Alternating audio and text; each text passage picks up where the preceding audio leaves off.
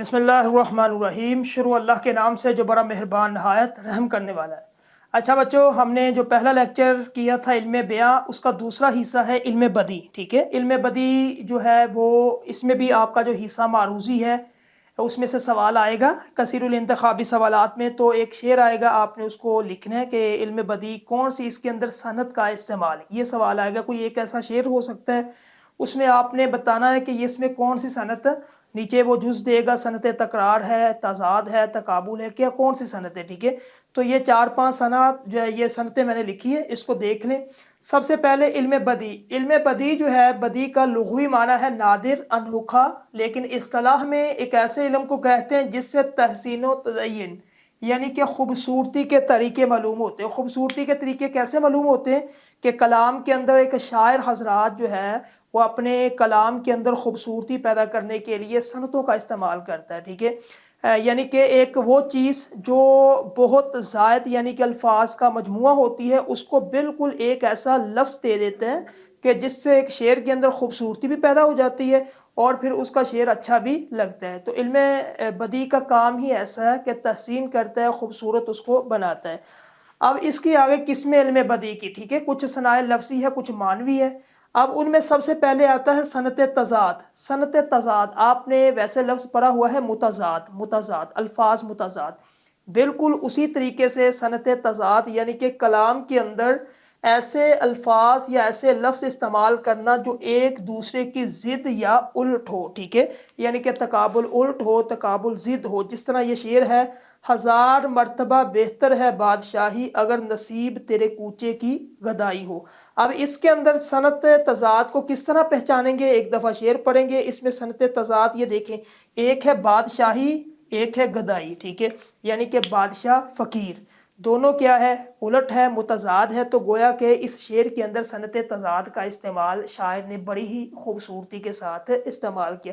اسی طریقے سے یعنی کہ ایک شعر آئے گا، آپ نے اس میں پہچاننا ہے کہ کیا ہے، یہ صنعت تضاد ہے یا تکرار ہے، کیا ہے چیز۔ ٹھیک ہے، دوسرا ہے صنعت مبالغہ۔ مبالغے کا آپ کو پتہ ہے لفظی مطلب، یعنی کہ جب نام لے تو پتہ چل جاتا ہے۔ مبالغہ ایسا شعر جس کے اندر حد درجے کی یعنی کہ بات کی وہ اصل بات ذہن اس کو تسلیم نہیں کرتا ہے۔ ٹھیک ہے، کہ جس سے مبالغے کا پہلو نکلتا ہے، اس صنعت کو صنعت مبالغہ کہتے ہیں۔ جس طرح نیچے ہے، گرمی سے مضطرب تھا زمانہ زمین پر، بن جاتا تھا دانا جو گرتا تھا زمین پر۔ ٹھیک ہے، اب اس میں حد درجے کا میر انیس کا مرثیہ اس میں سے ایک جو ہے وہ شعر لی ہے کہ وہ کہتا تھا کہ کربلا کے میدان میں اس قدر گرمی تھی کہ اگر کوئی دانہ زمین پر گرتا تھا آسمان سے تو وہ نیچے زمین پر لگتے ہی بن جاتا تھا، اتنی تپش، اتنی گرمی تھی۔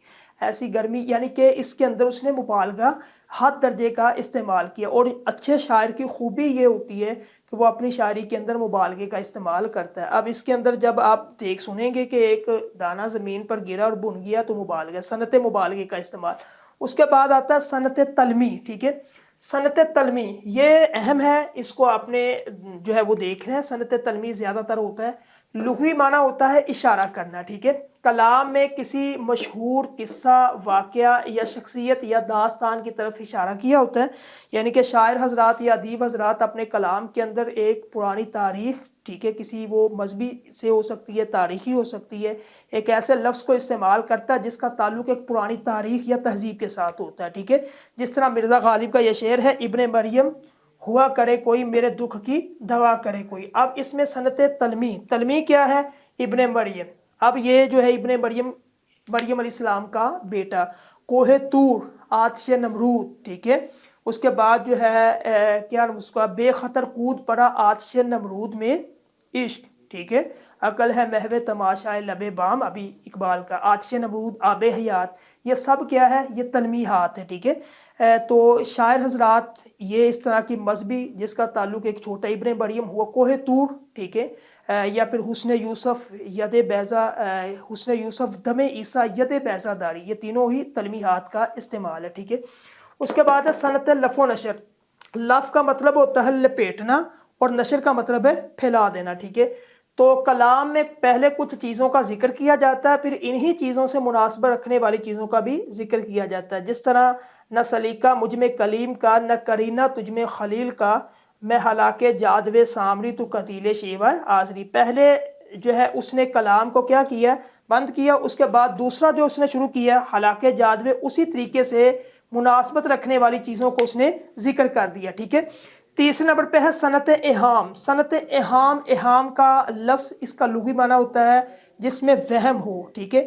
وہم یعنی کہ صنعت اہام میں ایک لفظ کے دو معنی ہوتے ہیں, ایک قریب کا اور دوسرا بعید کا. جس طرح یہ شعر سے سمجھیں گے, شب جو مسجد میں جا پھنسے مومن, ٹھیک ہے, رات کاٹی خدا خدا کر کے. اب خدا خدا کر کے یہ اس کے دو معنی ہو سکتے, ایک تو خدا کر کے کہ ساری رات وہ اللہ کی عبادت کرتا رہا, ایک معنی یہ. اگر دوسرا معنی لیا جائے, دوسرا معنی کیا کہ وہ مشکل کے اندر اس نے پتہ نہیں کتنی جو ہے وہ مشکل کے اندر اس میں مسجد کے اندر جو ہے رات کاٹی ہے. ٹھیک ہے. دو معنی یعنی کہ ایک قریب کا ایک بعید کا, اس کو صنعت اہام کہتے ہیں. ٹھیک ہے.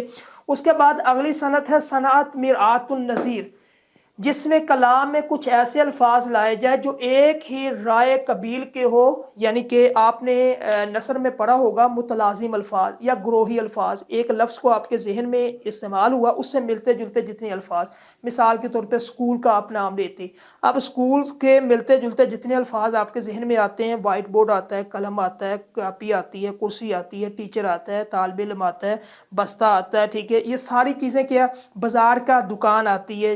ٹھیک ہے. اس طرح یعنی کہ ایک چیز اس سے ملتی جلتی جتنی چیزیں آپ کے ذہن میں, اس کو گروہی یا متلازم. لیکن اگر ہم اس میں کلام میں بات کریں گے, شاعری میں, تو اس کو ایک نام دے دیا جس کا نام ہے مرآت النظیر. ٹھیک ہے. یعنی کہ ایک ہی رائے قبیل کو, جس طرح یہ شعر دیکھیں, کانپتا ہے دل تیرا اندیشہ طوفان سے, ناخدا تو بحر تو کشتی بھی تو ساحل بھی تو. ٹھیک ہے. اب طوفان کا ذکر کیا, پھر اس سے ملتے جلتے جتنے بھی الفاظ تھے, کشتی, بحر, ساحل, یہ سارے جو ہے نا ملتے جلتے متلازم الفاظ استعمال کیے, تو اس کو کہتے ہیں مرآت النظیر. ٹھیک ہے. اگلا ہے صنعت حسن تعلیل, ایسی صنعت جس میں شاعر ایک ایسی چیز کو کسی علت یعنی کہ فرض کر دیتا ہے مگر وہ علت اصل میں ہوتی نہیں ہے. ٹھیک ہے. جس طرح سب کہاں کچھ لالا غل میں نمایاں ہوں گئے, خاک میں کیا کیا صورتیں ہوگی پنہا ہوگی. اب لالا غل, اس سے مراد اس نے لیا خوبصورت چہرے جو کہ دفن ہو گئے, یعنی کہ فوت ہو گئے. ٹھیک ہے. اس کے بعد صنعت تکرار, کلام کے اندر ایک ہی لفظ کو دو دفعہ استعمال کیا جائے, جس طرح پتا پتا بوٹا بوٹا حال ہمارا جانے ہیں, جانے نہ جانے گل ہی جانے باغ تو سارا, گل ہی نہ جانے باغ تو سارا جانے. ٹھیک ہے. چپکے رات دن آنسو بہانا یاد ہے, ہمیں اب تک عاشقی کا وہ زمانہ یاد ہے. یعنی کہ صنعت تکرار میں ایک لفظ کو دو دفعہ استعمال کیا جاتا ہے, اس کو صنعت تکرار کہتے ہیں. اب یہ ہے علم بدیع, اس کی کچھ اقسام اور بھی صنعتیں ہیں, لیکن یہ آپ کے فرسٹ ایئر سلیبس کے مطابق ہے. ٹھیک ہے. اس کو یاد کرنا ہے. اسی طرح ایک شعر ہوگا, آپ نے پہچاننا ہے اس میں سے کس صنعت کا استعمال کیا. ٹھیک ہے. تو یہ تھا آپ کا لیکچر علم بیاں اور علم بدیع کے حوالے سے.